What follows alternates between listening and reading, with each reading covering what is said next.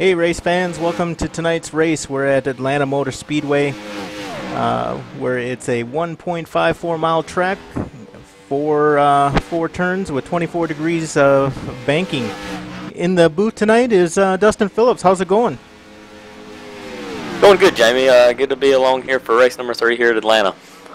Yeah, absolutely. We're without our esteemed colleague Mike Fair tonight, maybe for one more race, but we've got his pick for tonight, and we'll apply that a little bit later on when we get to the Battle of the Booth. But yeah, I'm excited. We got some pretty fast drivers out there. We've had some interesting driving up to this point, as we've seen some of our rookie drivers really make a showing here.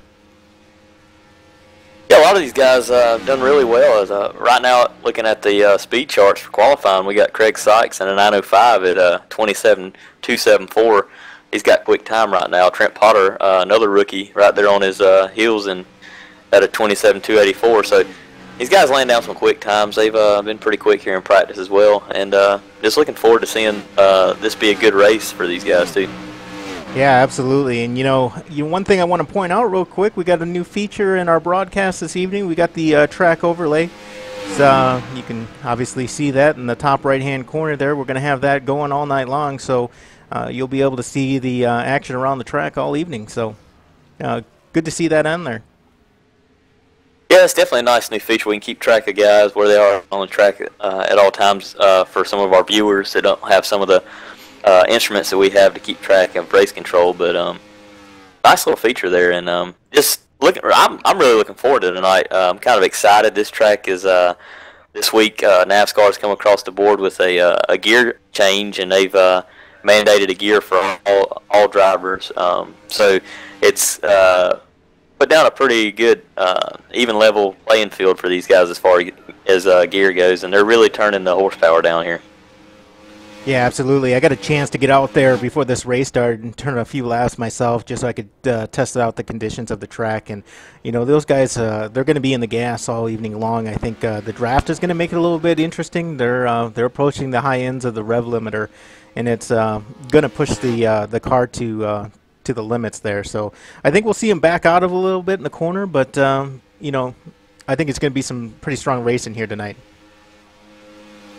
Yeah, you're definitely right. As we look as qualifying about halfway through our session here, just want to lay out that this year in NAVSCAR we've put out a new rule as far as qualifying, and you can go out, sit on pit road as long as you want, as long as you make a lap, and you can't use but one set of tires. So that's changed it up a little bit for a couple of the guys, and it's made the qualifying really level across the board. As I don't know if you just saw it, but Calvin Allison just went to the top of the board with a 27.256, pretty quick lap time there. So he's always fast. He'll probably be fast again here tonight, and it's really going to look forward to seeing how these guys battle being with the gear change this week.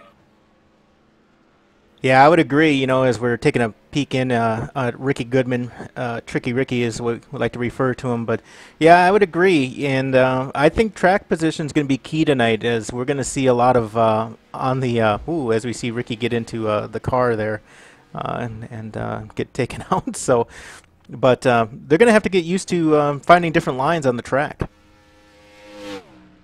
Definitely. I was talking to a few of the drivers before the race started, and really talking about how the from practice, and we also had a touring series race here earlier tonight, not in our league but through another division, and they put down a lot of rubber, so they've got a lot of that rubber already down here tonight. So the guys are going to have to deal with that. Probably going to have to deal with some rubber buildup on the track, and just the cars really getting tight over the run.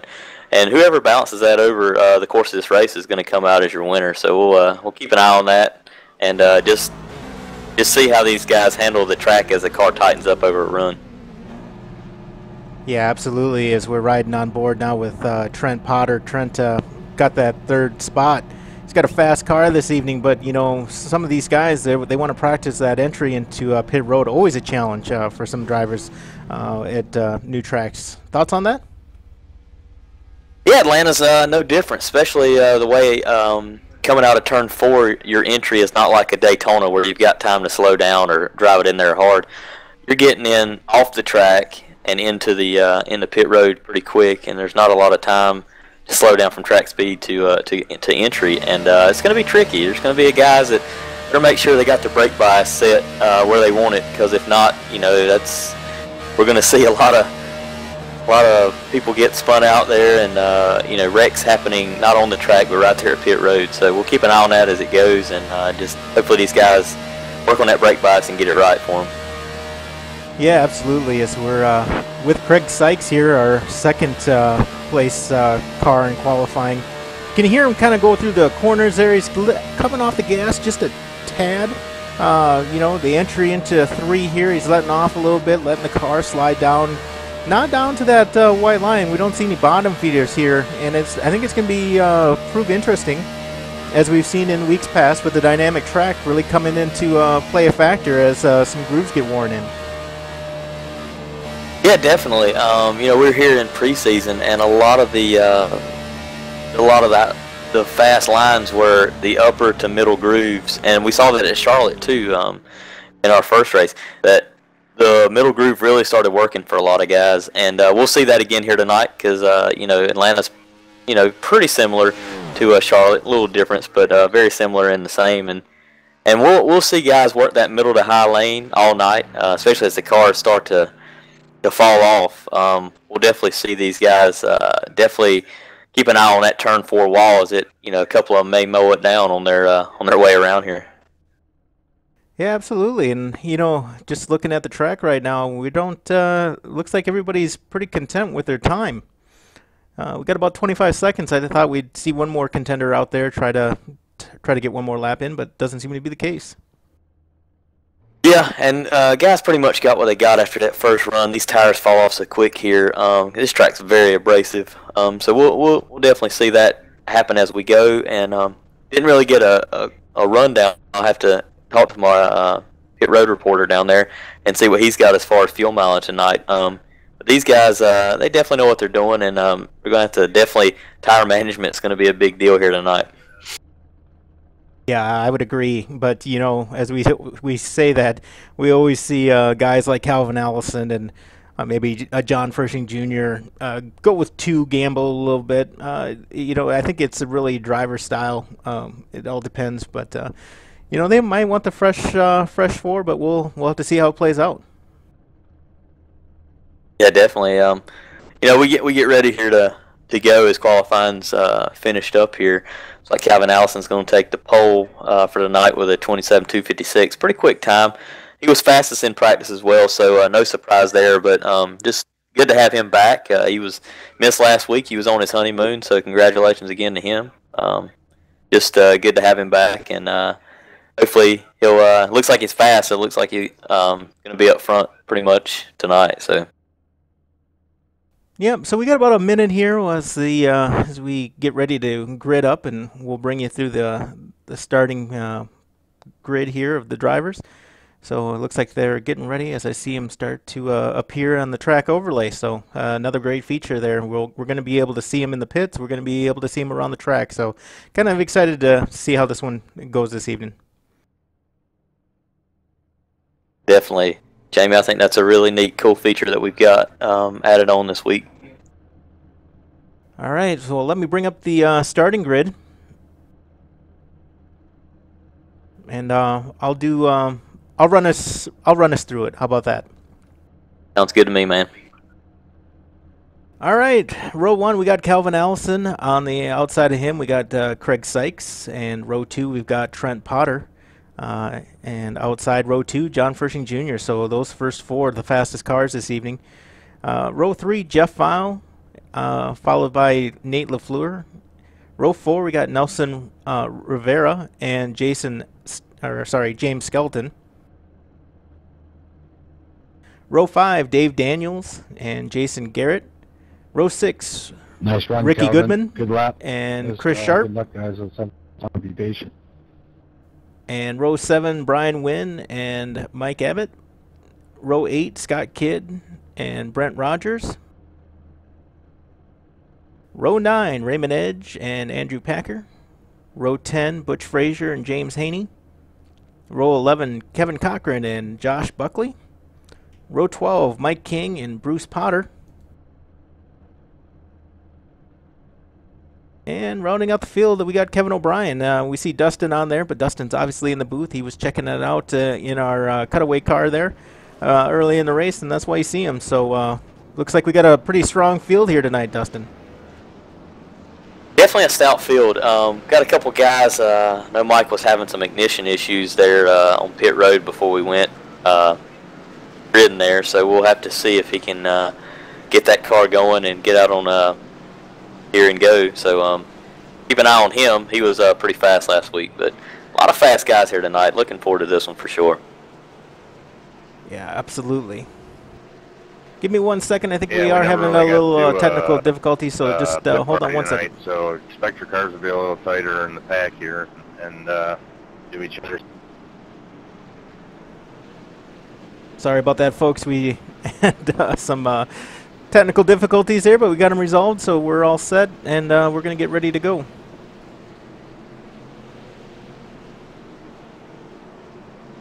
Yeah, Jamie, really excited here. You know, as we go through here, we're going to make our Battle of the Booth choice. We're going to go ahead and throw Mike Fair's choice out there tonight. He's going with Butch Frazier.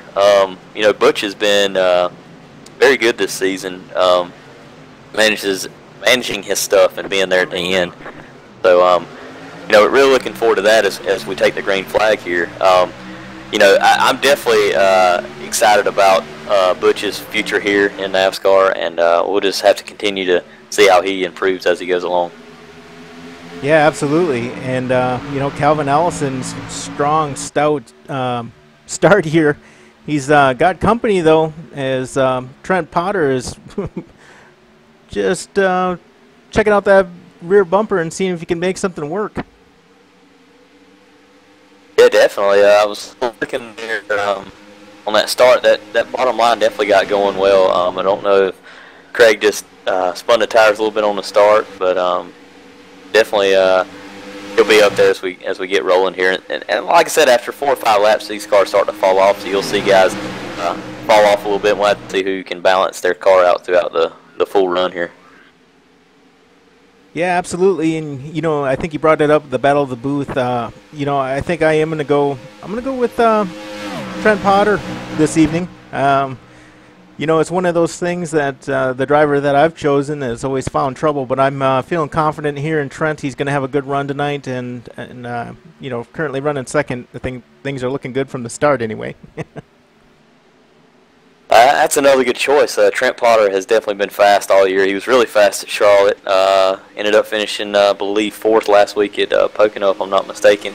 And qualifying up front, running up front here as this race begins. My choice tonight is going to be John Fershing Jr. I mean, I feel like, you know, normally when you go with John Fershing Jr., you got a pretty good chance. I mean, we've had Mike not even show up for the last 2 races, and he's won both of them. So good job by him. And that's going to be my pick tonight. So kind of excited to see how all these drivers fare tonight. Yeah, absolutely. So I got the Battle of the Booth picks up there. It looks like, you know, Mike, like you pointed out, is leading the pack here. It's 94 points, and, you know, you're coming in a strong second with 75 points. And, yeah, I'm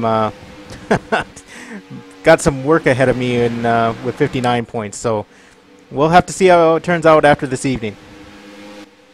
Yeah, you're exactly right, Jamie, and it could change at any time. I mean, you know, you're looking, say you have a good finish tonight, man, you can jump right back up in there, and either one of us could maybe possibly have a bad night, and you're right back in it. So it's kind of fun to look as we go on through this season, how that battle ends up. But you know, getting back to the racing that's on the track here tonight, you know, it looks like Calvin Allison's jumped out to just a little under 0.3 of a second lead there. So guys are starting to space themselves out a little bit, and top 3's really broke away from the rest of the field. They're over 1.5 seconds ahead of John Fershing and Jeff Fowle there in 4th and 5th. So keep an eye on that battle. Those 2 guys are fast. Yeah, absolutely. And I just want to point out real quick, you know, we got the Twitch channel chat running, so if you got a question for us in the booth, we'll try to answer them. Otherwise, we'll just monitor that traffic, as we know we've got quite a few fans, especially after last week's race, that are checking in on their favorite drivers. So we'll try to highlight the ones you want to see and answer any questions that you have. So. Yeah, speak a little bit about the cars tonight. You know, I definitely had a chance here in practice to get out there and run a couple laps, and there's some high speeds here. You know, getting into turn one. Ooh. John Fershing Jr. into the wall and gets loose. He's losing it out of 2 here. We were with him that whole way, and he stays out of the lane of traffic and is able to keep going. Sorry to interrupt you there, Dustin, but that was just happened right on our screen as we were talking there. Oh, no problem, man. And like I said, I don't know if I'm starting to get that bad luck bug or not, but I mean, it's early in the race, and John did a heck of a job saving the car there. So he'll be back, no problem. But it's just tough to see him, you know, start up front and kind of have the trouble there early. Well, he seems to be able to recover nicely. He doesn't really show a whole lot of damage on that car, so hopefully this is going to work out for him in his favor. It doesn't look like he's going to go down a lap or anything, but we've seen him fall back from the 3rd position now. I believe he's, let's take a look here real quick. He's currently 12th, so, you know, I mean, he obviously dropped back there a ways, but the car just seemed to get away from him going into 1. Yeah, you're definitely right. And, you know, I was checking the battle out here for 5th place, as we got Jeff Powell in 5th, and breathing down his neck pretty hard as a 81 last week's winner of Nate LaFleur. Really putting the pressure on him right now. And, yeah, he is. And you got Nelson right there on the back bumper as he takes a look to the inside. These guys are going to battle all night. And these cars are pretty even tonight because of the gear change. The cars get real tight, so in traffic they're even tighter. And you just saw Nate kind of back out because he got a little arrow tight there. We're going to see that a lot tonight, so hopefully these guys can stay off each other and make some clean passes, and it's going to be a good race. Yeah, that's some real tight racing back there, and you know, at these speeds, they're going, what, about 190 into the corner? Let's take a quick in-car here. 185 through the corner, and headed down to the backstretch as we're on board with Nelson Rivera, and going into 3, he's up to 201 there in the draft, Dustin. Yeah, actually, you know, on these cars on fresh tires, getting into turn 1, man, we were hitting 204, 205, so that's pretty quick here. So as the tires fall off, the guys are not using the throttle as much, and you know, just having to keep that car down because they tighten up so much. These guys got to, you know, be careful and just stay off each other tonight and do a good job, and they know what they're doing out here, so it's going to be a good battle to see these guys make passes tonight. It's going to be hard to pass. Yeah, and I do believe we had a change in the leader here as Trent Potter goes around Calvin Allison for the lead. Yeah, we did, and I don't know about you, but we've had it looks like we're having some connection issues with Trent. Hopefully that straightens out a little bit, but I've seen him just a little bit of issue there, so we'll keep an eye on him as it goes along. Yeah, I would agree as we see him get into the wall there, and Calvin go back around him. So I don't want to knock on wood or anything, but you know, that is my pick this evening, and he's having difficulties with his connection. So as we're losing him here intermittently, so we'll pick up with Calvin in first place. Looks like Trent's trying to get it under control. Not sure if he's got something running there that's causing that, but. Yeah, that's a tough break for Trent. You know, he's definitely got the speed, and he's had the speed all year. Just looking at him, and his connection was pretty high. Ping was around 558, so that's a little unfortunate for him. But we'll see if he can get it straightened out and just get him going here. He's definitely got a fast car tonight. Yeah, so we're taking a look at Kevin O'Brien. You know, he's currently running 19th. He's back there in the field a ways, but you know, he's our friend from down in Australia. He's got his hands full. It doesn't matter where you're at on the track, but as we got, looks like we're going to have a caution there, I believe, as I seen cars spinning around. Hold on. Let's see if we can find out what's going on.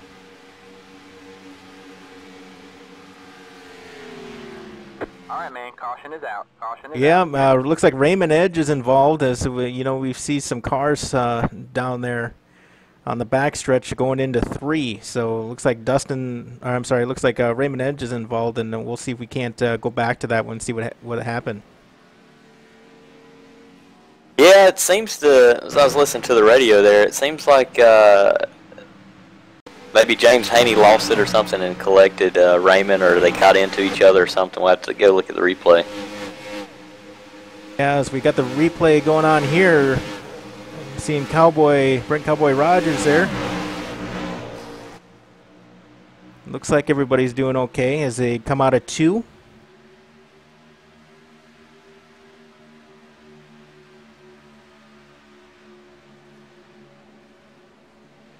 And just still watching this replay. Yeah, well, Cowboy, he was acting like he was riding a bunking Bronco Yeah, there for it was. a second. Got John Fershing Jr. on the outside here with Raymond Edge just right behind him.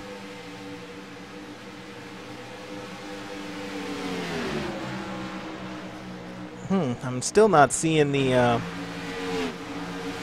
think Haney lost it on his own in collection. I'm not quite sure. As we take a look, we got Raymond coming down for service. You're going to have the leaders come down, and they're definitely going to get tires. These tires are falling off so quick. As we see, as we talk about everybody coming down, we got the 925 of Dave Daniels. He stayed out. I don't know if it was to lead a lap or he's got other plans up his sleeve, but he just decided to stay out. Yeah, that proved to be really interesting there. I'm going to try one more time to go see if we can get that replay working. I was going to ask you, Jamie, I don't know if you could see it or not because I wasn't paying attention. Didn't know if the guys, I'm sure they took 4, but didn't know if you got any pit time updates for us. I do, and I will have it in a second here. I just going through the replay, going back about 10 seconds, see if I can see what caused it.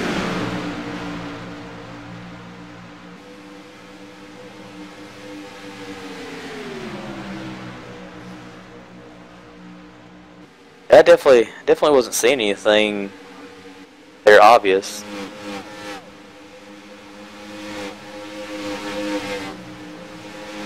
Well, I'll just chalk it up as being unavailable. I'm going to give it just a couple more seconds here.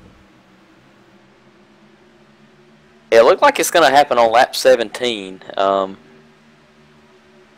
Yep, I saw exactly what happened on lap 17. James Haney tried to make it 3 wide in between Raymond Edge and Butch Frazier, and there just wasn't enough room.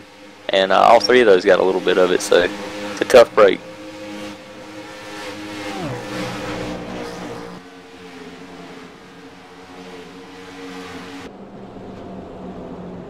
Well, they're repaired and they're back out on the track, so...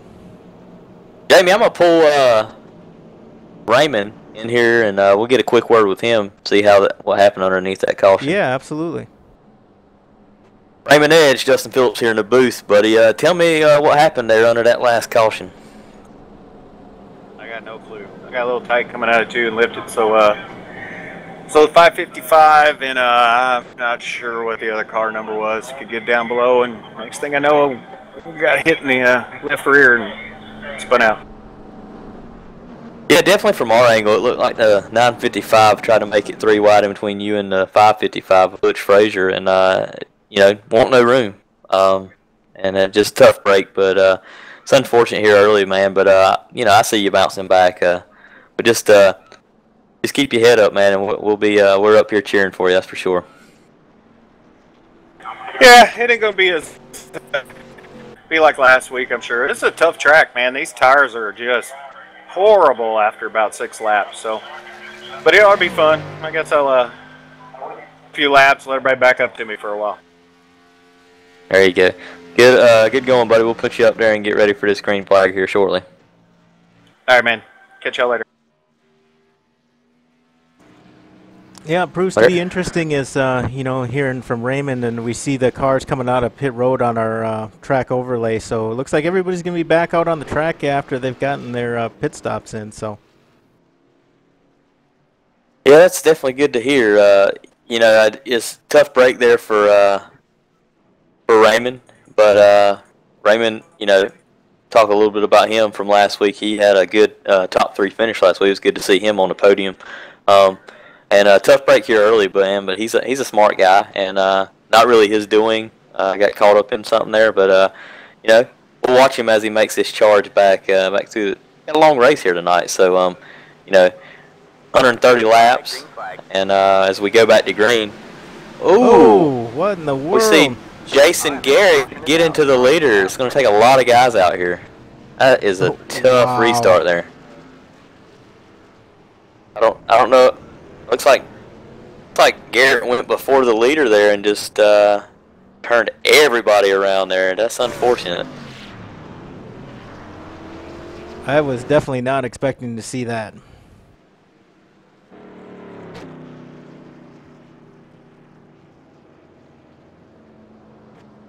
Are you hearing it?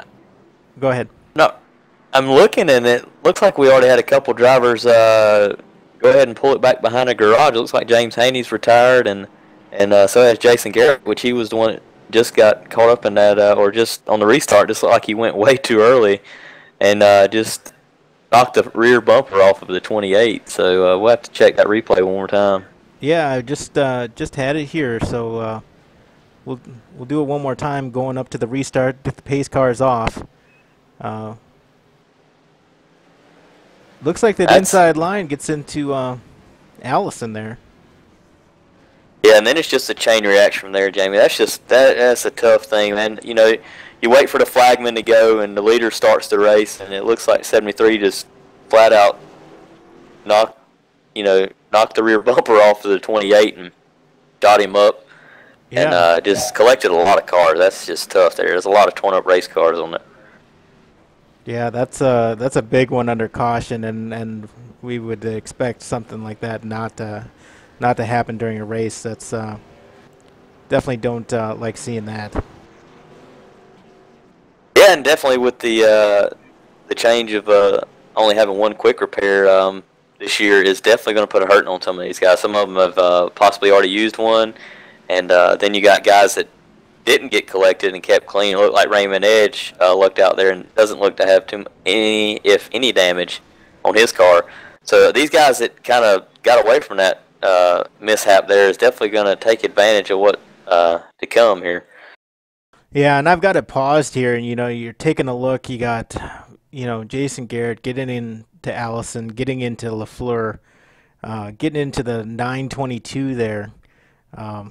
Boy, I mean, and Jeff File is about ready to eat a sandwich here as he gets taken out by Cowboy and Buckley. It's just chaos.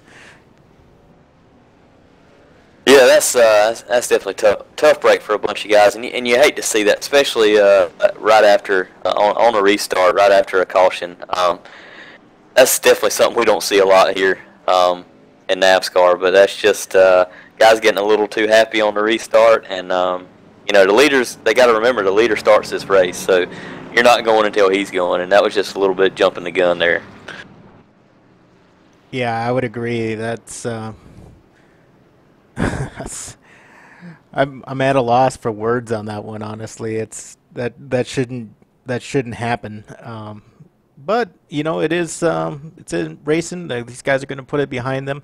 I think we're going to see a lot of very cautious drivers from here on out, as that pretty much collected almost half the field there.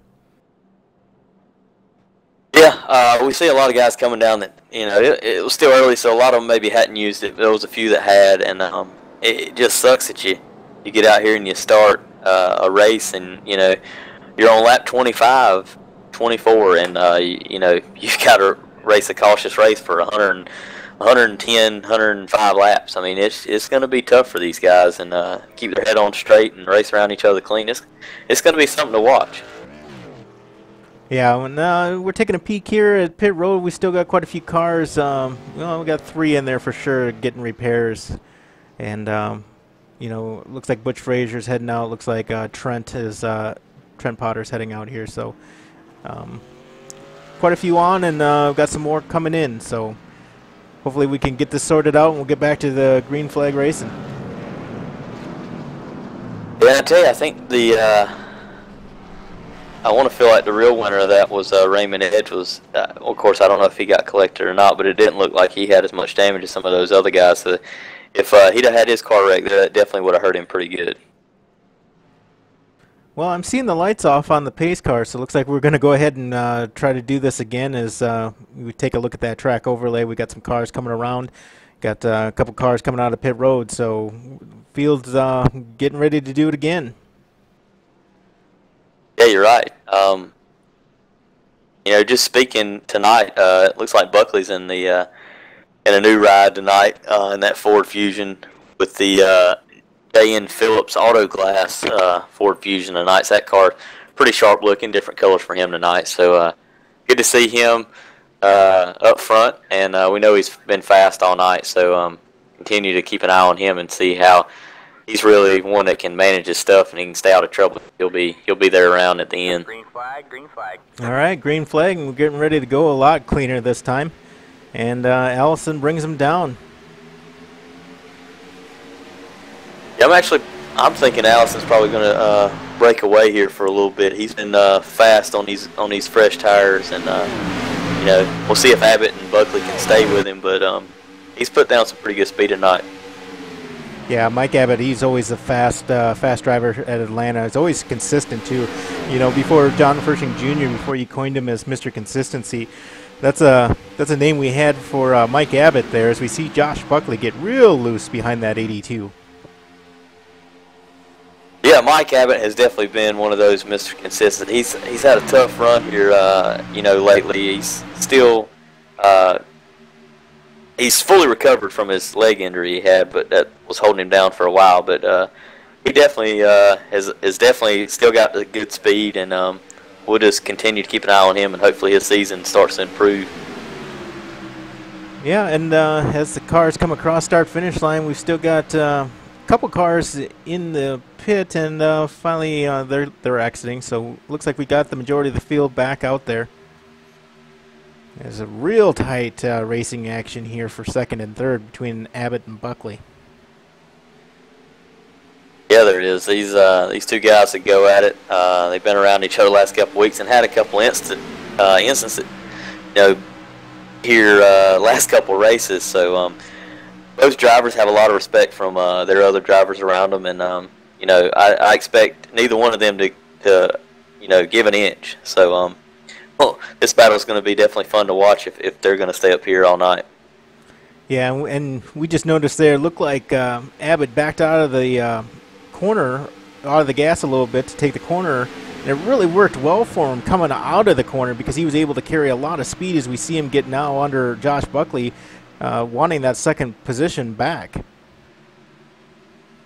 Like I said, he's definitely going to fight Buckley hard for this. They've had some run-ins the last couple of races, and you know, Mike Abbott's a good racer. Buckley's definitely a good racer, and so these guys are going to battle each other hard. And you know, looking right back behind this battle, you got Furshing and Sykes ready to pounce. I mean, those two cars have been fast here too. So it's going to be fun to watch all these guys as the tires wear off, and they're still racing hard around each other.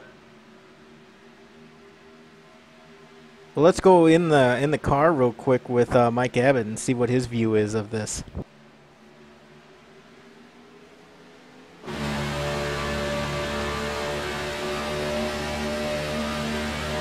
Got that old gyro cam on board here with Mike Abbott as we're going into one. Just feathering that throttle, barely coming off of it, and just enough to get the car to turn. So you see a good run here down the backstretch going into 3. Let's see if he backs out of it a little bit. This seems to have worked for him as he's able to make ground on Josh Buckley in front of him, but not as much as what we've seen the last time. So these guys are probably watching each other in the mirror a little bit, trying to mirror some lines, trying to get in a line of their own in as the track starts warming up. Yeah, definitely. And you know, we talk about the battle that they've been in. These, you know, second through sixth little battle we got right here, and these guys, man, they've been fighting hard, and they've allowed the 28 of Calvin Allison to stretch his lead, and he's he's out to it looks like over a 1.2 second lead over Josh Buckley. So these guys fighting hard, allowing him just to get away and set sail. Yeah, and you know, these second through fifth place cars here, they're running pretty tight, and you know, we do see the fifth place car there, Sykes, running just a little bit higher line. He's trying to get that outside or upper line there on the top part of the track to come in for him. And that actually may pay off later on in the race if he's able to carry that momentum where those other guys are maybe just slowing up a little bit running the lower line on the track. Yeah, you're right. Speaking of guys that had a little trouble tonight, we got Nate LaFleur. He's the first car a lap down, and he's, you know, definitely had a little bit of trouble here on that last restart. He's a lap down, but he's up there battling within the guys, you know, around Dave Daniels and them running for 6th and 7th. He's, you know, trying to get his lap back the hard way. And if anybody knows how Nate is, he's definitely going to battle back from adversity, probably better than most people I know. And he's going to be around here at the end, and he'll get a caution here, get on the lead lap, and just fight back and be up there at the front with those guys. So let's check in with Trent Potter, my pick for this evening. Currently showing about 3 laps down. So I'm really hoping he's going to be able to get some cautions here, get back on that lead lap, and do us proud. He had a lot of speed in practice, a lot of speed at the beginning of the race. You know, running second there behind Allison for a while, but I don't know. I'm starting to wonder if they're not going to want me to start picking their name for races coming up. Yeah, Jamie, that's tough, man. It's not like it's just, you know, been a slump for you for a couple races. I mean, we were dating back to when we first started. I hate to call you out like that, but it's not because you're not a bad judge of talent. I mean, you're picking good guys, man. It just, you know, luck doesn't go their way. And you know, Jamie, I don't really think it's you. I think it's just unfortunate deals. But they can call it what they want to. But you know, we'll see. We'll see. You know, you got Butch Fraser and Trent Potter back there, and both of y'all's picks 3 laps down.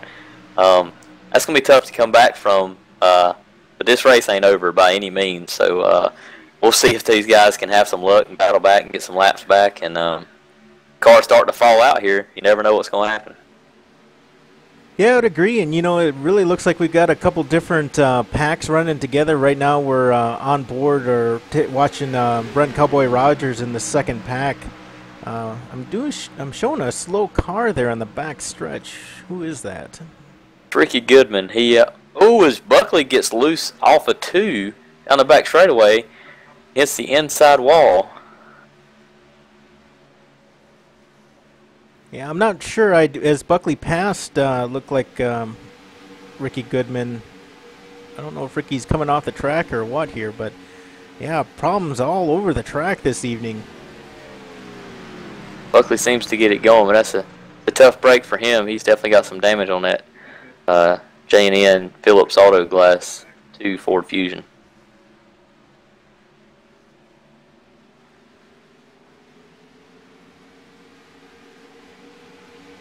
Trying to find that driver that is the lone driver there on the backstretch.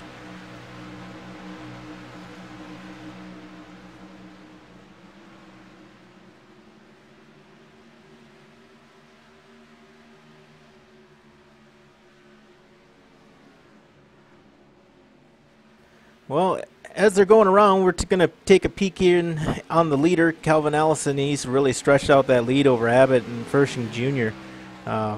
Nice rebound there by Fershing. Back up in third. He's been having some great races lately. He's probably looking for another top 5, if not going for it all this evening. One we hadn't talked about much either is 67 of Andrew Packer. He's found himself in 6th place, having a solid run here tonight in that Lung Association number 67 Chevrolet SS, man. And he's looking good, so it's good to see him up front. And you know, some other guys had some bad luck early, and he's definitely taking advantage of it. Yeah, he is, but he's got his hands full. I believe that's Nate LaFleur behind him, and LaFleur's got company as who is that? The 922 of Nelson Rivera just tearing up the track, taking positions. Yeah, Nelson said after that last restart, he definitely wanted to not take it too wide there for a little bit and let's settle in and get some laps down. And it looks like he might have saved his stuff for the early end of that run. And some of these other guys that run the tires off, he's picking up some positions now. So, Dustin, I was taking a look here. It looks like Kevin O'Brien may have brought it behind the garage. Is that what you're seeing as? Is that what you're seeing as well? Yeah, looks like Scott Kidd's had some issues too, and he parked it behind the wall, and as well as Kevin O'Brien. That's a tough break for those two guys. As we just look, looks like Abbott into the wall down on the bottom. Well, he's got some heavy damage here. No caution. Not really sure. Let's see if we can get the replay on that and see what happened.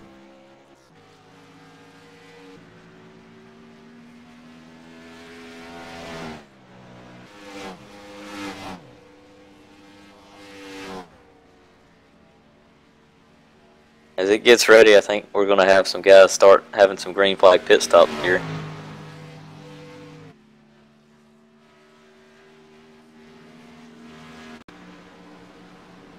Ooh! Alright, man, caution is out. Caution's out.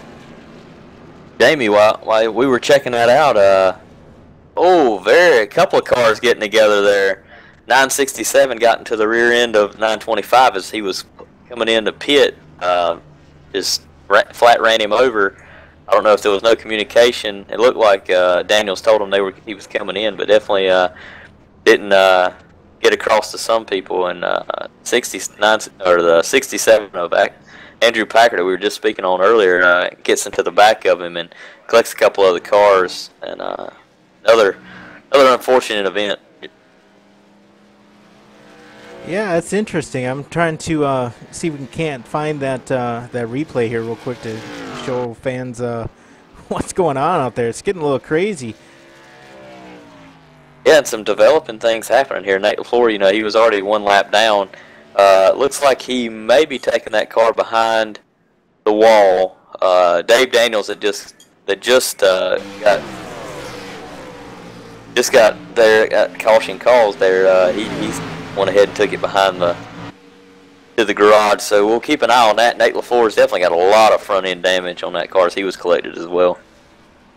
Yeah, I would agree. As we're watching the replay right now, and I'm going to go back and just rewind it here. We're going to go ahead and follow Dave Daniels on the track and back it out here a little bit. Cowboy just misses him. And you're right, that car behind him just really tags him, and Nate LaFleur is kind of the victim as we see Butch Frazier involved as well as Kevin Cochran. Nasty incident. Looks like a 925. Yeah, that's unfortunate. It looked like Daniels really slowed up getting to the pit there. He did let everybody know he was getting in, but that was definitely an entry that you normally don't really see, and a lot of those guys, I guess, didn't hear the communication, and definitely a lot of torqued race cars because of it. That's a tough break. Yeah, that's a tough break there.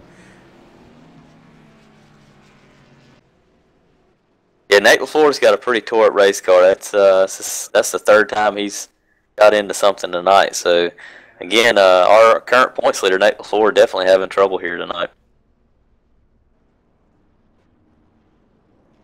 Yeah, it's going to make things interesting. So while they're getting some repairs done and getting around the track, let's go ahead and take a look at our supporters page. NASCAR really thanks and our supporters. We've got some individual contributors down there. We've got a few more to add, so look for those soon. We've got a couple sponsors coming on here soon with Voice Attack and Sim Racing Setup Analyzer and Typefrag and those guys coming on board. So looking forward to that. Yeah, exactly. You know, you got Setup Analyzer. Those guys have they're doing a lot for the iRacing community, and it's really exciting to see you know, all the different things that they have going on. And you know, we talk about our supporters. You know, we have Brian Wynn made a gracious donation last week, and we appreciate him for what he's been doing, and his you know, here, him being in the league this year is really it's been an asset. You know, he's running 10th right now. A lot of cars. You know, we've only got 12 cars on the lead lap right now, if not 11, and a lot of Tort race cars here tonight. It's unfortunate, but we're going to see who's left here, and it's going to be a good battle once these guys decide to settle in and race. Yeah, and you know, and we're taking a look at Bruce Potter right now, currently running 9th. You know, he started out 24th, so with after all the incidents and his hard work on the track, you know, he's made his way back up to 9th place after starting out there. But you know, along with Bruce is, you know, another guy we haven't talked about here lately is Kevin Cochran. Kevin's, you know, was involved in that incident. Looks like he's going to use that quick repairs. That Chevrolet SS looks pretty clean coming off pit road there. Yeah, definitely. You know, Kevin's done a good job, and you know, he's 3 laps down.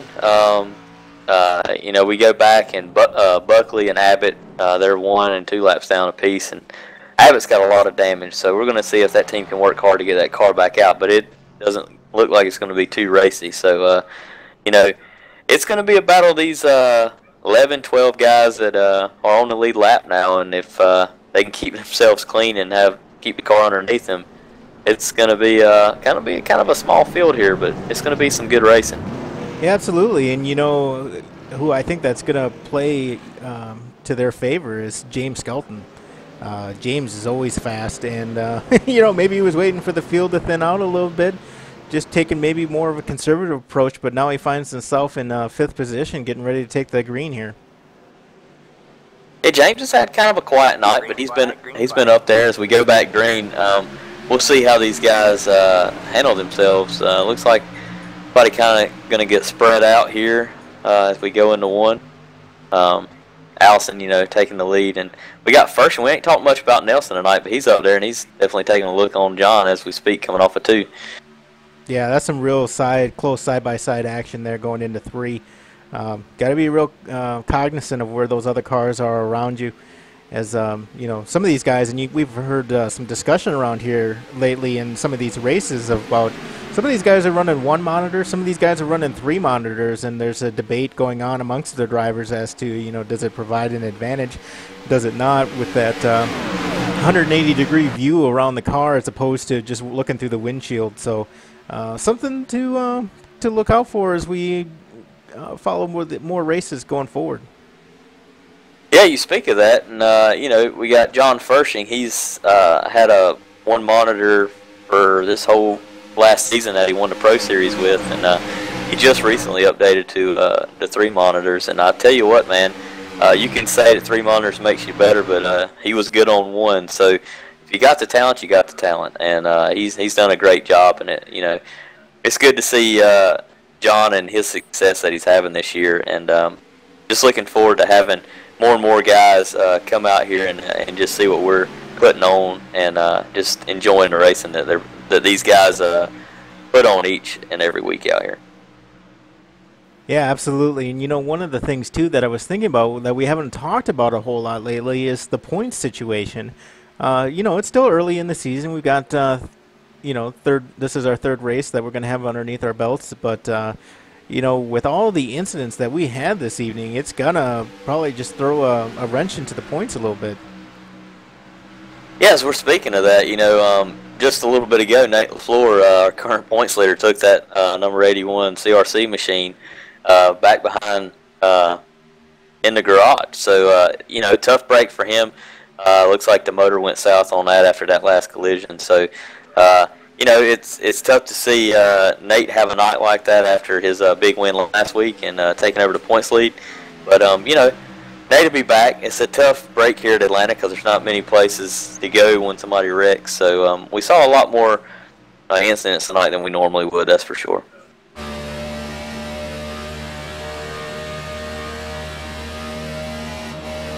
We're going on board with James Skelton, currently running third. He's got a great view here from his Toyota from the dash, and I'm really surprised. I really am, and I'm not really understanding it, and I'm hoping the drivers are going to be able to speak to it a little bit. I'm not seeing the benefits of the dynamic track, and I don't mean to keep picking on the dynamic track part of it or making it part of our discussion, but the thing of it is the drivers are supposed to be able to go pick a lane on a track and ride it, warm it up, and make it start, get that lane to come in, and we just don't see that.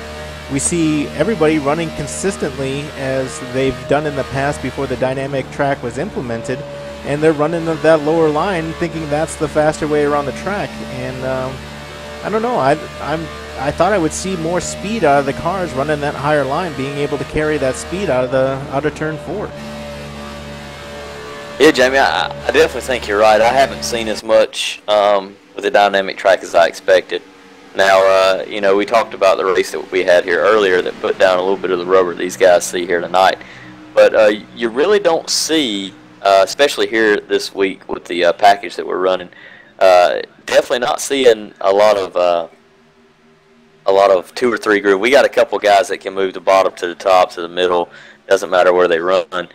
But the tires are falling off so much here that you're not seeing after 4 or 5, 6 laps, these cars are falling off so bad you don't see that big of drastic change because they're having to, back the corners up even more and more as the tires wear off.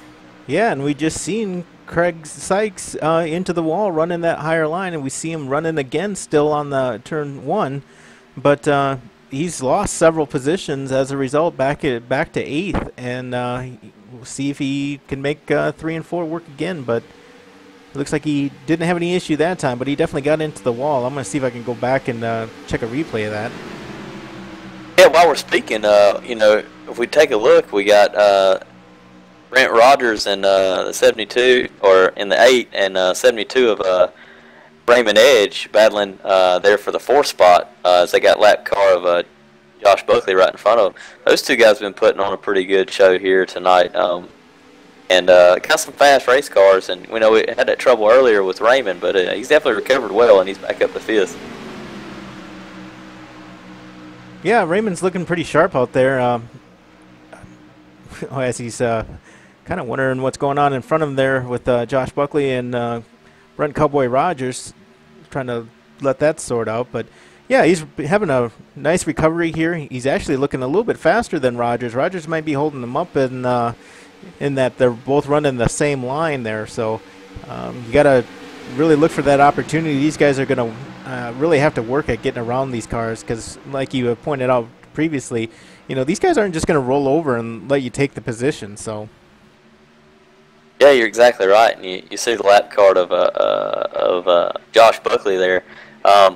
He came flying by these guys several laps ago on fresh tires, and now he's starting to back it up a little bit. But he's 2 laps down. He's hoping for a couple cautions here to get back on this lead lap, contend with these guys. He's got a fast car as well, but when you're a couple laps down, you're kind of behind the barrel there, and you're kind of having to hope the race comes to you.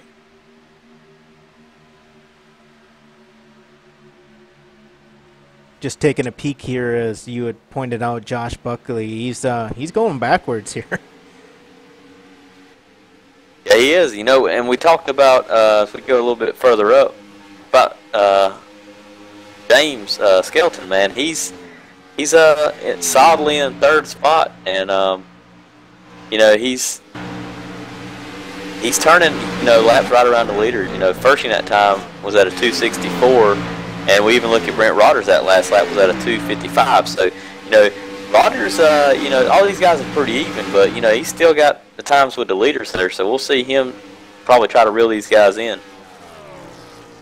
Yeah, you know, we're approaching what, almost 70 laps here. I'm assuming we're going to be getting to green flag stops, and hopefully we're not going to run into the issue that we ran into last time, as these guys are calling out that they're moving into the pits. But you know, we gave who was that? Dave Daniels kind of. I don't know if we gave him a hard time, but you know, it was one of those things where he was going into the pits. I don't think he was doing anything wrong. We've seen that in real life. I mean, guys going into the pit, they're not seeing somebody with their hand out the window or waving inside the car that they're going in. So, yeah, you're exactly right, and it's a tough break because he definitely over the radio called it out, and that's something that we tell our drivers to do here. You know, calling out that they're making a pit stop, and you know, just as we speak of that, Buckley's making his green flag pit stop. But we tell guys to let the other drivers know that they're pitting, and when they do that, it allows that driver to understand that, guess what, this guy's going to make a change here. And Atlanta's real tight, so that's just an unfortunate deal as we have a caution. yeah, Josh Buckley was coming into the pit and got tagged from the back again. That is a tough break.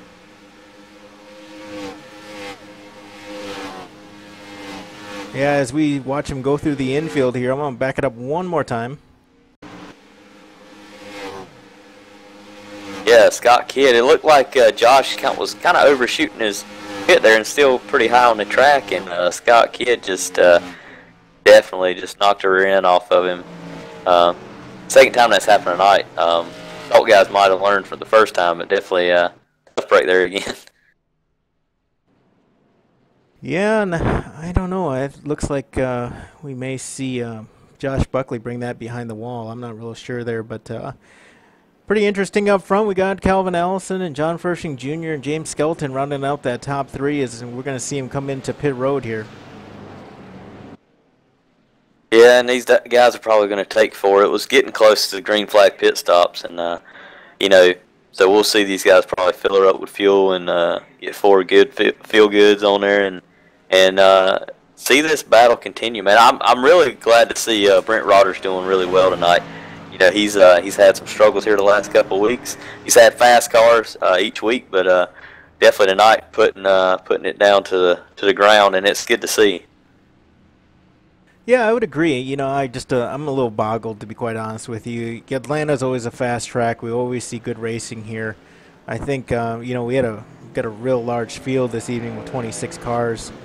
Well, actually about 25 cars out on the track this evening, and it's made for some real interesting racing, because no matter where you're at on the track, you've got a battle. But you know, we've heard in the drivers' meeting that you can't win it on the first lap. You can't win it, you know, at lap 50. You got to be there at the end, and you got to take care of your equipment. And you know, some of these guys may be learning that the hard way. I mean, whether it's their own doing or getting caught up in somebody else's, which is, you know, drivers have a real long memory when it comes to that kind of stuff. So hopefully they can get it sorted out, and we can put down some more green flag laps. Yeah, and a little developing story on pit road. Don't know if you got any answers for us, but Fershing beat Allison out on pit stops there. So I don't know if that team just had a pretty stout stop, or they took 2 tires or 4. Not really sure. But a good stop by the 15 CRC Ford Fusion team. Well, you got to hand it to their the pit crew there, because they laid down a 14.5 pit stop for John Fershing. He did take 4, as well as Calvin, who took 4 as well. But Calvin had a 15.7 second pit stop and was just in there a little bit longer. You know, Calvin's talked about firing that pit crew before if they weren't going to perform. I mean, he's here to win, so. Yeah, that's definitely that's a pretty big mistake. They must have missed a lug nut there or something. That's not really that bad. At least it was under caution. But you know, we've seen these guys battle each other up front, and the cars, after they fall off after 5 or 6 laps, you know, it starts to spread the field out. But those two, that last run, stayed together about the whole time. So we'll see on this restart exactly, you know, how it goes or whatever. And these guys, the guys that are up front, have done a tremendous job and stayed out of trouble. They've been able to stay out of trouble, and as long as we can keep this thing green the rest of the way, you know, who knows, we might see another fuel mileage race, Jamie. You know, that's not so much far out of the picture for us here at NAVSCAR. Yeah, I know. We continue to see it as I believe Ricky Goodman's actually going to get the lucky dog here. Yes, Ricky definitely needed that. He's 5 laps down, so or he's at least going to get the wave around, if not the lucky dog. But depending on if Kevin Cochran was involved in that or not, it looks like he got a lucky dog. But Ricky got the wave around, so we'll see. And I think Trent, I don't know if he got the wave around as well. You know, but this is really going to hurt Trent. We've been joking, you know, during the broadcast here that Trent was my pick, but you know, Trent comes into tonight's race tied in 4th in points, and I think that's got to be on his mind. You know, I think even if he comes in a couple laps down, he's going to want to make up these positions, as we've seen quite a few drivers, you know, pull it into the garage and have it worked on, or just had to retire this evening. So Trent's going to stay out there, and I think he's going to, you know, get as many laps in as he can and make the most of it. Green flag, green flag. Yeah, we're going back green here. We'll see how this restart goes. Not too bad of a restart for the 8. It looks like him and the 28 got to the top, got a pretty decent start to stay within top 2 of the 86 and the 15. Yeah, and I'm seeing some damage. They were riding on board with Brent Rogers, and taking a look at the right side of James Skelton's car there. He's got some damage, but he's able to make it work as he's fighting there for 2nd place, real close to the leader. As I believe Nelson just got by Brent Rogers here to take that 4th position away from him. Yeah, you're right. And you know, I don't know if our viewers at home can tell or not, but definitely seeing a lot of sparks come out from underneath these cars. These cars are definitely putting it down here tonight, and they've especially getting into the corners. The package that we have here tonight is definitely letting these cars get just about as close as they can to the track. So that's what you're seeing is the sparks from the frame hitting the track. So it's these guys, man. I'm telling you what, when that car does that, you can feel it move, bounce off the track. So these guys have done a great job tonight. And you know, as we got, what do we got, Jamie? We've got a little over or a little under 50 laps to go. You know, what are you thinking? You thinking this is going to end up being green the rest of the way, and these guys are going to have to figure out fuel mileage just like they had to last week, or what's your thoughts? You know, I don't think we've seen the end of the cautions, honestly. You know, I still think we got guys that want positions and see this as, you know, I call it a little bit of blood in the water or what have you, but you know, I think we got guys that are maybe a little bit further behind in the point standings. They want to capitalize on this. They've seen, you know, a lot of drivers have problems tonight, and I think we're going to see the aggression, if you will, or the aggressive driving continue. Yeah, I don't know about you, but I'm taking a look back here at the battle for 4th, and Brent Rogers, I don't know if he gets shot out of a cannon or what, but he's definitely got a lot of speed in that car. They fell off there on that early restart, and you'll see Nelson fight back to the bottom, and Raymond Edge right there with him. So good battle back here for the 5th spot. Yeah, it is. You know, but between Nelson trying to challenge Rogers there for that position, Raymond Edge takes it away from Nelson and sends him back a position, as we're on board here with Brent Rogers looking out that left rear of his car, looking back, looking at that really close action as Raymond Edge is able to just really pull in on those corners. I don't know. I could be wrong, but it's not that Cowboy's running a different line. He's just playing with that throttle differently, and I think it actually may be costing him a little bit in the corners, as he's not able to pull away from these guys, and if anything, they're pulling back up and are a little bit faster than him in the corner. Yeah, you're exactly right. Raymond Edge is definitely putting the pressure on him here as he'll look to the bottom here, getting into 3. You know, that preferred line has been the top, but I tell you what, I've seen a lot of passes here on the bottom as we see Raymond go to the bottom here and try to complete the slide job, but can't quite do it this time as they'll go back down into 1 side by side.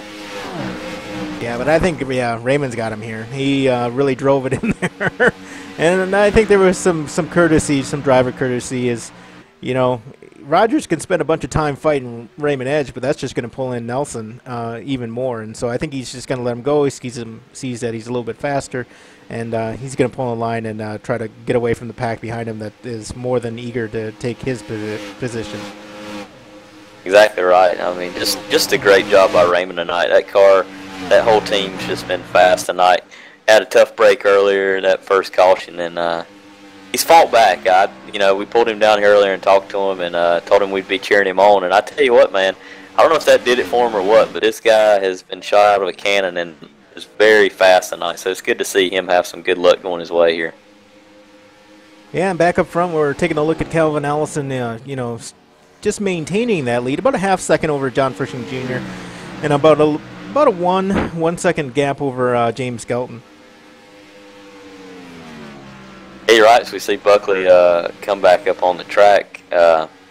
He's got that. They beat the car out a little bit, but he's still got quite a bit of damage to the rear from that last caution. So we'll see if he's just going to click off some laps here. And don't think he's going to gain any more positions where he's at. He just doesn't want to fall off anymore. Yeah, but him being out there is definitely throwing some other drivers off as we see a car get into the wall behind him. As a result, has definitely caused some issue with Josh being out on the track. I don't know if the NAVSCAR's officials are going to monitor. Let's take a look at his speed and see if the officials are going to take a look at that as well. He is running about 194. It did take him a little bit to come up to speed, but he is not running at the speed of these other guys. So.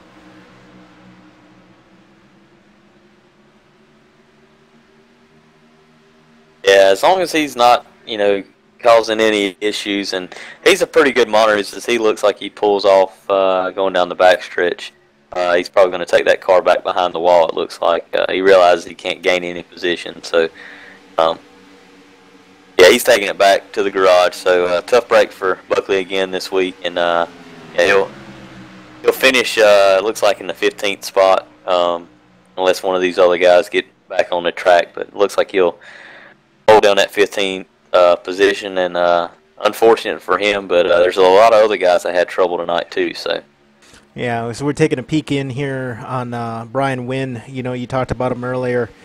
Seems to be pretty dedicated to the league. Got to hand it to him for his contributions that he's made on and off the track. But right now he's got himself almost a top 10. He's trying to get into that top 10.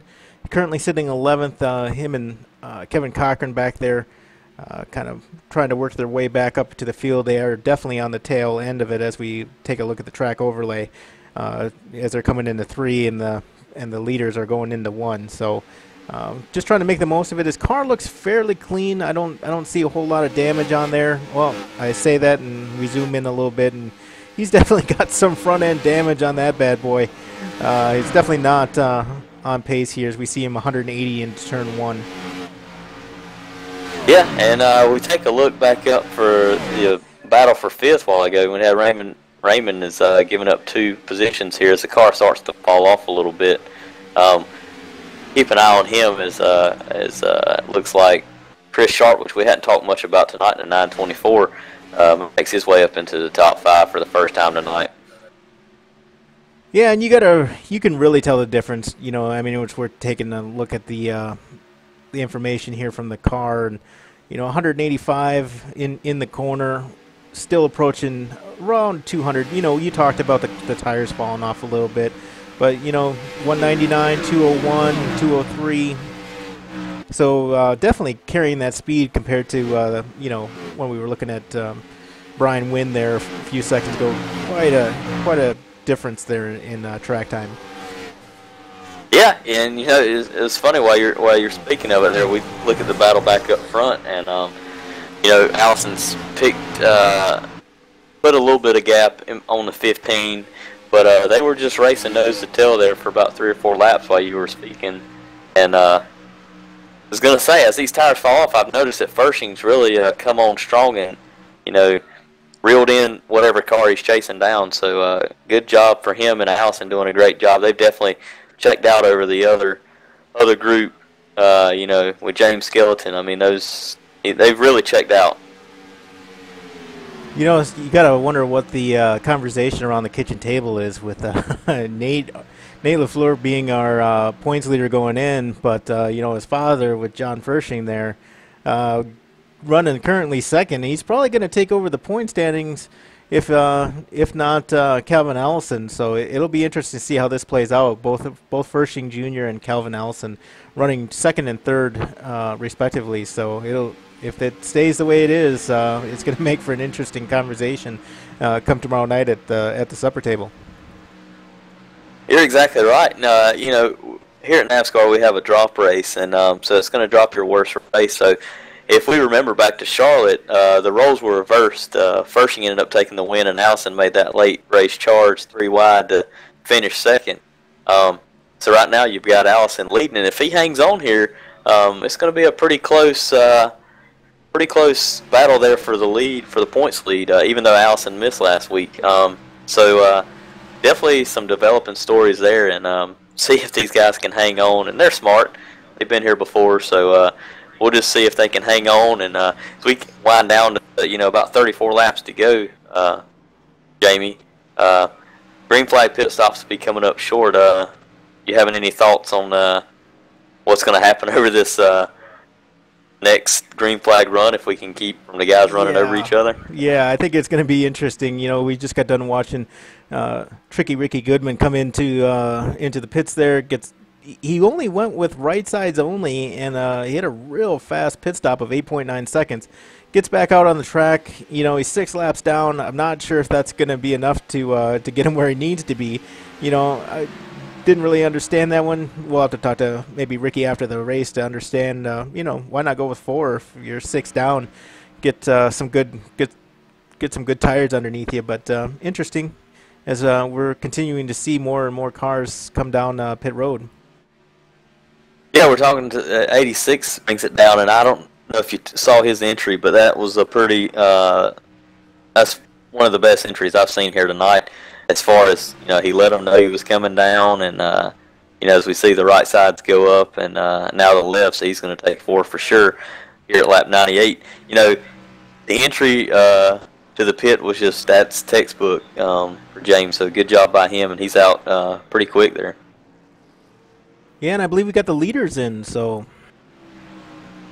Yeah, we definitely knew it was going to be time for some green flag pit stops, so just depending on how guys got in. So we'll take a look here at Calvin and John and see if those guys, they both went with 4, and Calvin's going to beat him out here, it looks like. So we'll see how much of a gap he's got on him.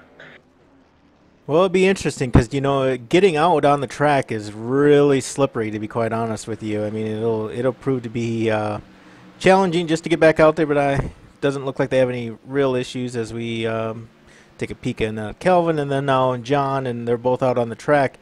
But extending that gap a little bit, I mean, you can gain and lose a lot of track positions on pit road. Yeah, and we haven't seen the 8 come in yet, or if he's in now. But as the pit stop cycles through, Skeleton pitted 1 lap earlier before these guys, and he's made it around Fershing. Fershing had a little bit of trouble getting out pit road. So Allison's definitely kind of checked out a little bit as far as over the guys that pitted with him. And we'll just keep an eye on James Skeleton got in there, and he's going to, when this thing cycles through, he's going to be in 2nd place, it looks like. Yeah, and he looks pretty strong out there. As Fershing's trying to close that gap. You're right. He did lose. I don't know. It didn't look like he had too many problems coming out of there. He just looked a little bit slower on the inner part of the track there, coming out of 2, or in between 1 and 2. He just wasn't as fast to the gas as what it seemed like we seen out of Allison. So. Yeah, you're right, and I guess that's really what I meant. He didn't really have any trouble as far as with the stop and all that, but just getting back on the track, he's probably more like I am, man. I tell you, we had a touring race the other night, and had the race wrapped up, and I guess I decided I would just spun it out after taking no tires, and it's tough, man. You got to be careful getting out of pit road, and the power these things have. So he's definitely a smart one, and he did it the right way, so it's good to see that. So Kevin Cochran is our first car a lap down. I believe he is, I'm going to check here real quick. He is 3 laps down. So with only 28 to go, he's going to need a lot of things to happen. As we take a look at that track overlay, we got cars all over the track just from the pitting cycle and where people came out after their pit stop. So that is a good and a bad thing. I mean, it's a good thing from the perspective of, you know, you're probably not going to have side-by-side racing. You're going to have it spread out a little bit. But at the same time, you know, if you're a lap down, that's not really what you want to see. You kind of want to see guys fighting and making an opportunity for you to get back on that lead lap or at least get a lap back. So. Yeah, you're exactly right. As you know, we're checking lap times. That last time by, the 86 of James Skeleton is 27.967, and John Fershing sitting with a 27.951. So those guys are probably tit for tat. The lap before I was checking, and Calvin Allison had put down a 27.504, so 4/10 quicker than these two guys trying to chase him down as they're battling here. Don't know if it's time to call in the dogs, but he's definitely got Allison's definitely got a pretty decent lead here. Yeah, he does. And let's go on board with John Fershing Jr. here. Let's see what his view is. He's been able to close that gap here on James Skelton in front of him. Yeah, he's definitely sucked up to the rear bumper of that car, and you know, it didn't take him long, and we knew he's fast. And I don't know if the damage from the 86 is affecting him any, but he's definitely still hung in there with those guys. So it's good to see him. Yeah, that is impressive to have that damage on the car and still be able to put down that kind of lap. You know, and be competitive here, fighting it out for second position. So that Toyota looks a little bit banged up there. Yeah, but he's done a wonderful job, man. He's been here consistent all season, and definitely good to see him get through the mayhem that happened tonight and be able to be here, you know, with little less than or a little more than 20 laps to go for these guys, and just see him as John Fershing, as we're speaking, looks at the bottom down the backstretch. Yeah, it looks like he's going to take that position. You know, there's no 23 laps to go. I think James is just trying to get out of here with a nice top 3 finish, but we're obviously not done, and we may see a caution. It'll get interesting. Yeah, it definitely will. Just speaking on a little bit, Mike Fair's pick of Butch Frazier has also took that car back behind the wall, and as he's currently 61 laps down, that's another tough break for Butch. He was fastest in practice last night. Who'd you go with? I went with John Fershing. Oh, great pick. Great pick. Mr. Consistency, you know, I mean, Mike's picked him the last couple of weeks, and I probably should have, and I didn't. And I tell you what, I said, well, let me take him here tonight because I know he'll finish somewhere up towards the front. The man just knows how to get it done, and just good to see him through all the mayhem that's going on tonight to even have these 3 that are running up front to survive all that and be able to have their cars underneath them here as we come to the final laps. Yeah, just taking a peek in on Brent Rogers. Is currently the last car on the lead lap. He's about 27 seconds back off the leader, but you know, still, you know, good for him. I mean, he's currently sitting in 10th, so out of a field of 25 cars to come in 10th tonight, good showing by Rogers. Going to definitely help him out in the point standings. Yeah, as we speak on that, he didn't really have any trouble on pit road on that as those cycled through. He stayed out to lead a couple laps, and I think what happened is I'm telling you, the tires here make a huge difference. So the longer he stayed out, I think that much more position on the track he lost, and I think it's going to hurt him in the long run. But if we get a caution here and with any time left to go, I'm definitely going to see that 8 charge if he can stay out in front of Allison here to stay on the lead lap. Yeah, and how about Jeff Fow? You know, we're currently profiling him right now. You know, started out 5th he's currently 7th, but he fell back there after being involved in that restart incident, and he's bounced back pretty nicely. Could be a nice finish for him, currently running in 7th place. Yeah, Jeff Files, another one we hadn't, like you said, spoke much on tonight, but he's been in around the top half of the field all night, and he's one of those guys that I love to race around. Jeff, he's a good, clean racer, and he'll race you hard, but he'll race you clean, and that's what we want over here at NAVSCAR. So it's good to see him have as we just seen him pick up another position, because we have trouble with Raymond Edge, I believe. I'm not sure. We'll have to check in on that. But Raymond just dropped a spot. He's a lap down now. So it's a big, tough thing there. So Jeff has had a good job here tonight, and he's currently in the 6th position. Well, let's check in on the rookies this evening. We're now taking a look at Chris Sharp. Chris Sharp having a good run, currently running in 4th. And right behind him, we've got Craig Sykes. But let's key in on Chris Sharp. He's been strong and fast every single race this season, and he's really showing speed consistently. I think he's with 3 races, it's kind of hard to tell, but you've got to be impressed with what we're seeing out of our rookie class this year. I definitely am, man, and we hadn't talked much about it, but the setting up for a Rookie of the Year class this year has definitely been pretty stout. We call them rookies, man, but these guys definitely hadn't acted like it, and Chris is definitely one of those. Craig Sykes, who we look back in 5th, he's dealt with some issues tonight, but able to keep himself within the top 5. And as we continue to see cars fall off the pace here, these guys are just going to have better and better positions. So good job by Chris tonight, and as we see Jeff, he just took the 5th position. So good job by these guys, and I was really impressed with Chris before this season started. He was doing well in preseason as well. So yeah, absolutely. As we're taking a look at Craig Sykes, he was running in that 5th position. He comes in. Looks like he's going to go with four tires here, 14.3 second stop, and he's back out on the track. And so he wanted fresh rubber. I don't know where his fuel was at. Makes me kind of wonder, with that being said, if these guys were going to see him come in one more time under green. Yeah, as you speak of that, John Fershing comes down pit road. Definitely that team knows they can make it to the end from here. He's going to come in and probably get him 2 or 4 fresh good feel goods. And I tell you what, we saw James benefit from coming a lap or before the leaders last time, so we'll see if this will benefit Fershing as we'll have these pit stops cycle through.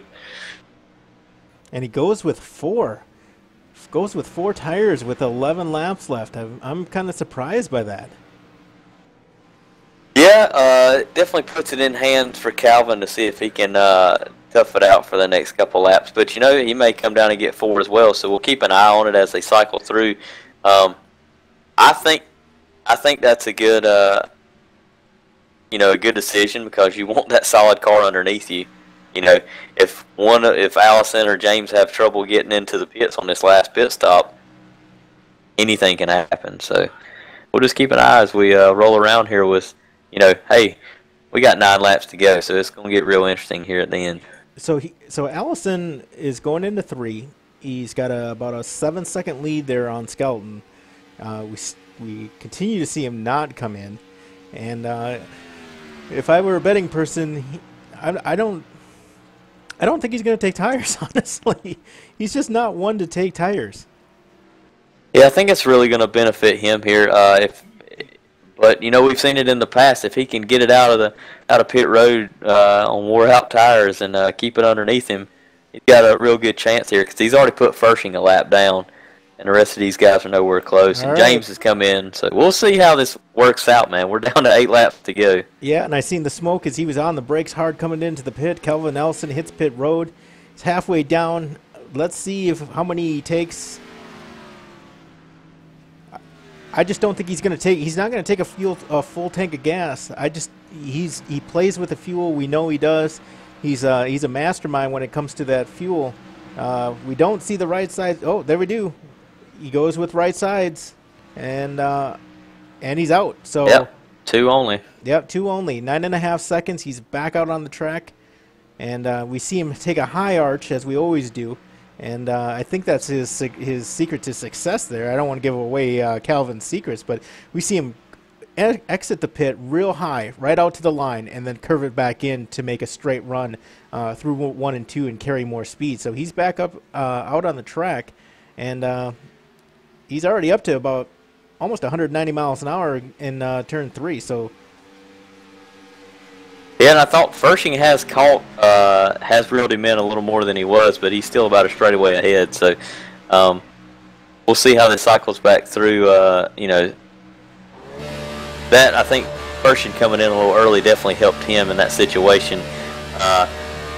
I would have said if Calvin would have took none, he would have definitely been a little bigger. If he'd have took 4, he'd have been in big trouble because Fershing would have probably got by him. So good call in the pits of the 28, and we'll see how this finishes out with just a couple laps to go. Yeah, absolutely. And Fershing's got traffic in front of him though, and currently running in 3rd, he's got Kevin Cochran and might be Nelson in front of him. I'm not really sure, but he's definitely.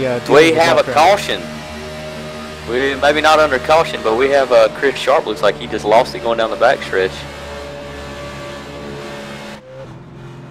Oh wow, and doing such a great job. He's got some heavy damage there as we're riding on board with him. He's got some. That's gonna slow him down. That's not very aero. Definitely not. Slows it down, gets on pit road here, and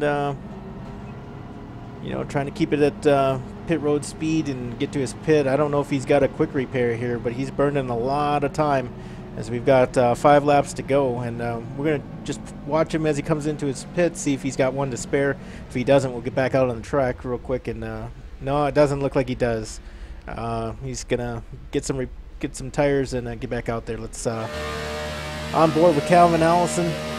He's got pretty much smooth sailing in front of him. He doesn't have anybody, well, as fast as Calvin is, he might actually catch them, but he's smooth sailing for right now. He has developed. Nelson's moved up into the 3rd spot. He got around. His car's pretty beat up tonight as well, and he got around James there for the 3rd spot. So that's a good run for Nelson again here tonight. Yeah, he's definitely not going to catch Fershing Jr., but Fershing currently running in 2nd, about almost 3 seconds behind the leader. Let's take a peek in on him real quick as we got 3 laps to go. Yeah, John's done a good job here tonight. He's actually caught Allison just a little bit as it shrinks down that lap down to 2.8 seconds. So he's really hard on the throttle. I think he's definitely out of time, but it's been fun to watch these guys come through with all the problems that we've had as far as incidents and cautions tonight. So definitely these guys that have survived will be happy to get out of here and on to Martinsville, where it doesn't get any easier next week. Absolutely. As we're on the final lap, we're taking a look at Calvin Allison as he makes this way around the track here. It doesn't look like he's letting off, and he has 2:01 entering turn 3. Unless he gets loose and crashes, he's going to take home the win. Yeah, he definitely comes across. He's going to pick up your win tonight. Good job by that 28 team, and job to the top 3. His late developing story, the 905 of Craig Sykes got around Nelson there at the end. It looks like strong showing. Really close at the finishing order there for 3rd. So good job by Craig. He's one of our rookies as well as Nelson, and he definitely got a good run on him there off of 4 and got by him. Did he get the position? I'm showing Nelson still in 3rd. Yeah, Craig beat him to the line very close by like 2/10. So that's what I'm showing in live scoring. So that was pretty crazy. Yeah, I'd say so. Officials might need to go to the replay on that one, because that's very close. As we see Allison doing the Polish victory lap made famous by Alan Kawicki. Now, I don't know if a lot of you guys know this out there, but Calvin is one of Davey Allison's relatives. So it's good to see him out here and carrying that Havoline 28 car, and he's done a good job this season. I tell you what, it definitely runs in the family. Those guys do a good job over there. Absolutely. And so let's see if we can't throw up the race recap here.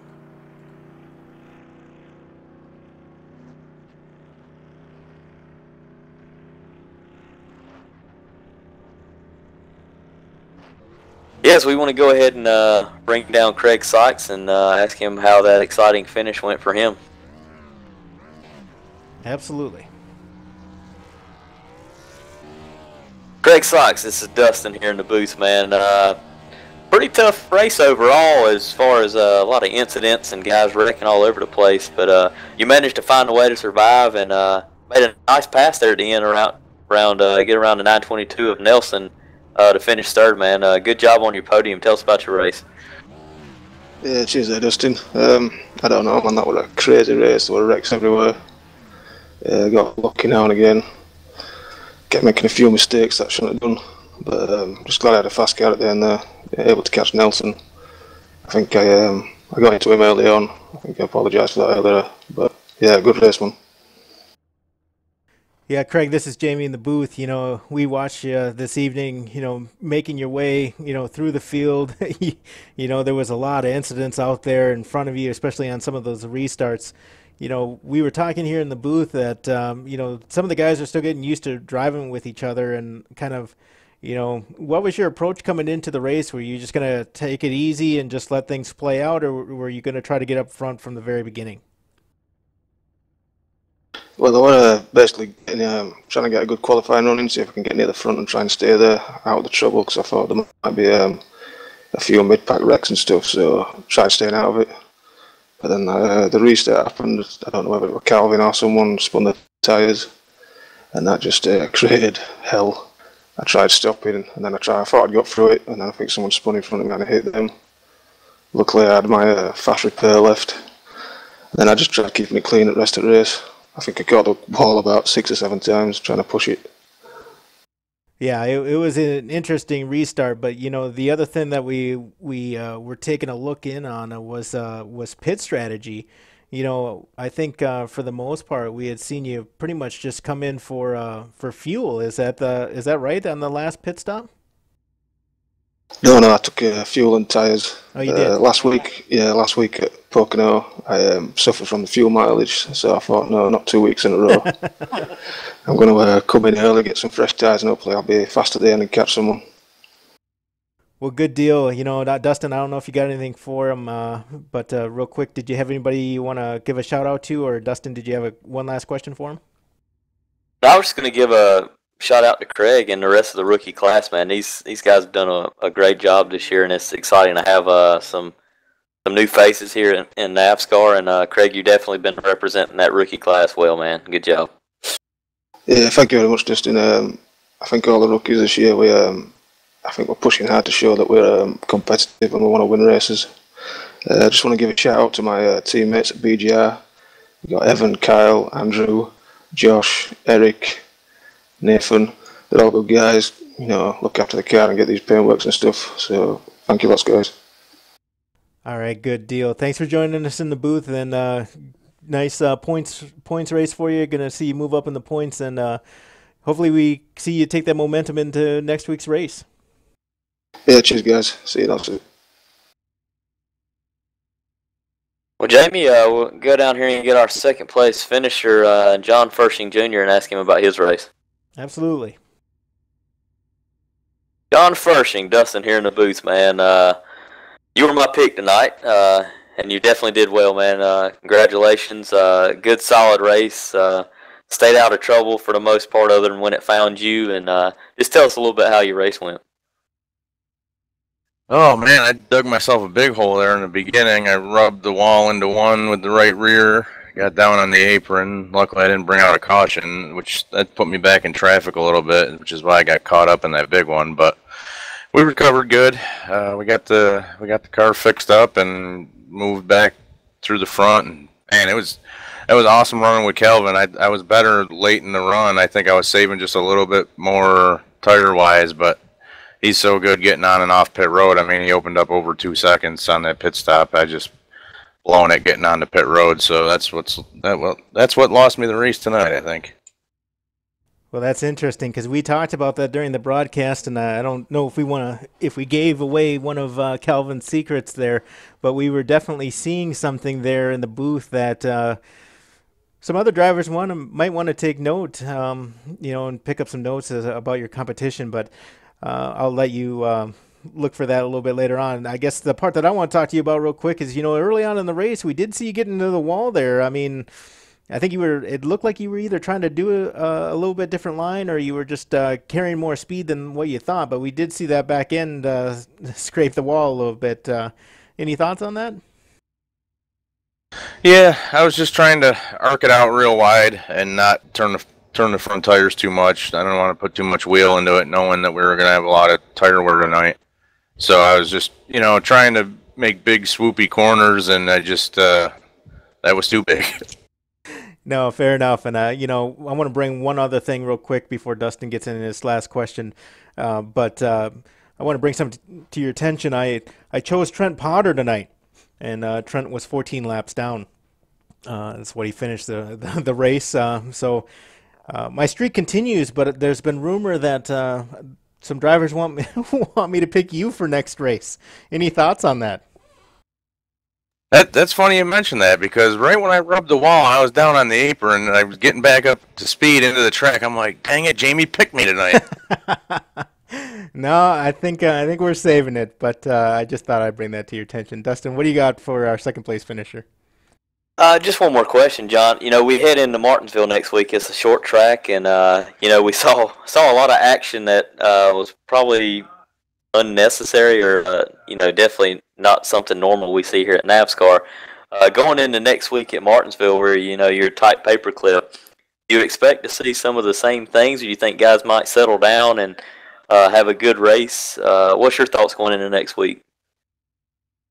I'm not entirely sure what to expect. I'm terrible at that place. I am really bad. I just want to get through and not, make mistakes myself, drive, past the breaking point and get into somebody, or just spin the car out. I don't even know, what the setup's like. I haven't driven it yet. It's just, it's all about everybody, just driving within their means. I know I'm terrible there, so I got to focus on not running over somebody or doing that, and just try to finish the best I can with all the parts on the car. So just out of curiosity, is there going to be a conversation later on with Nate? Nate went into the race this evening first in points, and now he's dropped down to third, and Calvin moves up a spot into first, and you're currently in second. So I'm just curious what the conversation was going to be over this next week. Yeah, I didn't even know where the standings were, but that's cool. I mean, we've all got winners. We're in the chase.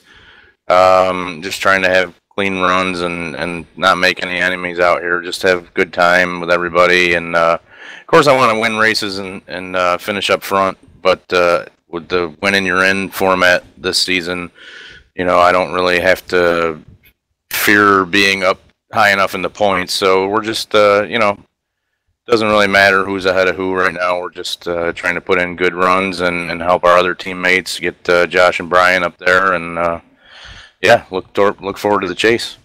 Yeah, it was a good showing by Team WOW tonight. So, anybody want to give a quick shout out to this evening before we let go? Yeah, just everybody for coming out. This was our biggest turnout of the season so far here on week 3. Hopefully they keep getting bigger.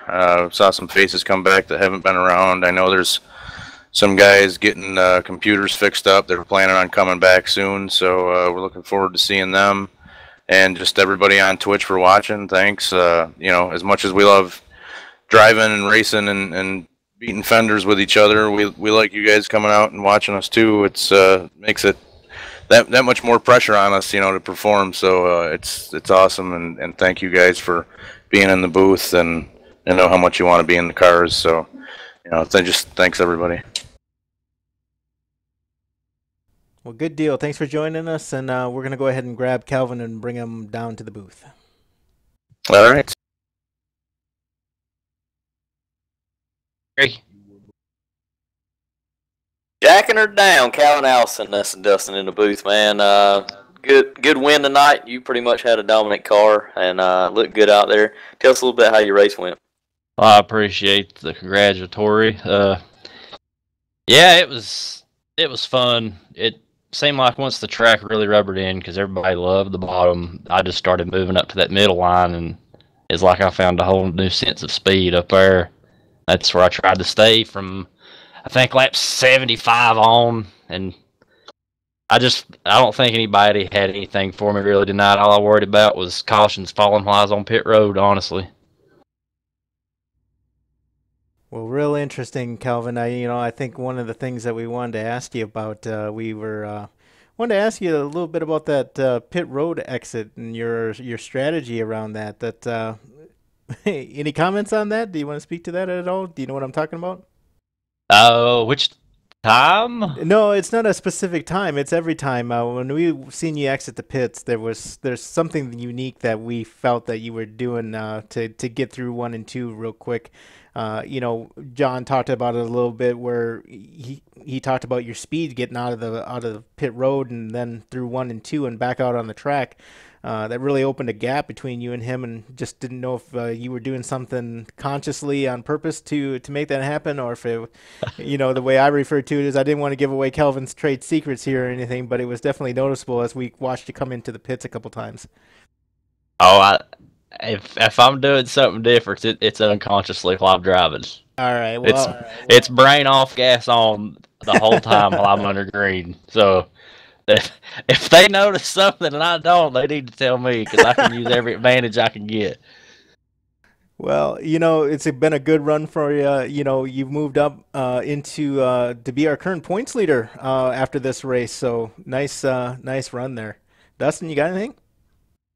Yeah, Calvin, as we head into Martinsville next week, what's your thoughts going in there? And, we saw an uncharacteristic crazy night tonight with a lot of guys falling out. Only 5 cars on the lead lap as we finish. So what are you expecting next week, being, the short track, paperclip Martinsville? Do you feel good going into next week, or what's some of your thoughts? I'm really looking forward to Martinsville. I'm going to try to lead every lap, and I would say half the field will either be really frustrated or wrecked out of the race by the halfway point, because Martinsville is no slouch, and people better be practicing the rest of this week for it next Wednesday. So you might be one to pick, but I will let you know that hasn't gone for my good for the ones that I've picked. As Trent Potter was 14 laps down, and he was my pick this evening. So, it's kind of a toss-up between you and John Fershing Jr. For next week, and hopefully one of you two can break my streak. Yeah, I mean, you pick me. I need some bad luck every once in a while. It's too stressful to run up front and hope everything goes well to win a race here and there. All right, well, good deal. Anybody want to give a shout out to real quick? Yeah, I want to say thanks to my new wife, Laura Ansley. We had a great honeymoon up in, believe it of all places, Canada. I mean, wow. I can't even believe that's coming out of my mouth. And I just want to thank her for continuing to encourage me on my iRacing career. Well, Mike Fair and the rest of the Canadian crew, I'm sure they appreciate your patronage in Canada there. So. Yeah, that's quite remarkable, I have to say. They need to get some real racing up there, though, and that's about all I got to say about that. All right. Well, thanks for joining us, Calvin. Thanks, guys. Well, Jamie, as we close out another round 3 here at Atlanta Motor Speedway, a lot of things happen tonight, kinds of crazy things, and we head into next week. It's not going to be any break in the action, as it'll be non-stop around the short track of Martinsville. Maybe your thoughts going into next week? I don't know. I keep saying it. Short track, short tempers. There isn't a lot of room there. And a lot of times we see guys, use the bumper to get around people. And sometimes that's going to work. Sometimes it's not. I think it exacerbates the line in, and you guys are going to have a a different entry point and exit point, and they're on and off the gas differently, and it's such tight quarters there. I think it's going to prove to be real interesting. If I'm not starting in the front, I'm probably going to want to start in the back. Yeah, I hear you. It's definitely a tough place. I enjoy Martinsville, so it's going to be exciting to kind of see how that place shakes out next week, and how it jumbles the points up, or maybe we have a guy, a sleeper, that had a bad night tonight that's going to show up and put on a good show next week. Just looking forward to it. But as we close out, Jamie, just your thoughts on tonight's race and how things went. Well, I don't know. I think Calvin was actually it was John that had mentioned it. We had some faces in the crowd that we hadn't seen yet this year, or we've only seen them a couple times, and again, with a big field like this, there's racing no matter where you're at on the track, and if it happens in the middle or at the front of the track like it did on the restart, it involves everybody, and you gotta be there at the end to take advantage of these points. So I think the emphasis has got to be on taking care of that car, even if it means maybe laying off. And I think it's hard to tell a driver to lay off and just put the laps in, but with these big fields, they're gonna have to be really cognizant of it. Yeah, for sure, Jamie. Well, as we close out tonight, it's been really good here the last couple of weeks running with you, and we hopefully will have Mike Fair here next week. Not sure if he's gonna be here on the schedule, but he'll definitely be here for the Voice Attack 199 at Texas, which we're looking forward to. So, big shout out to Mike. He didn't have a great race for the Battle of the Booth tonight, but it's going to be good to have him here over the next couple of weeks, and looking forward to have him back. So, with that, Jamie, if you've got nothing else, man, we can sign off here and just see you guys next week at Martinsville. Yeah, absolutely. And I guess before we go real quick, we didn't get a chance to do it during the race, but I want to bring up the websites here real quick. If you're interested in what you saw, you want to be part of that action, go ahead and check out NAVSCAR.com. In the menu bar there, you've got the league application. Fill out a league application. One of the admins will get back to you, and we'll get you squared away. And we race on Wednesday nights, obviously, and we have a sister league with the Red Light Racing League. They race on Mondays, and they run a very similar format, a lot of the same drivers.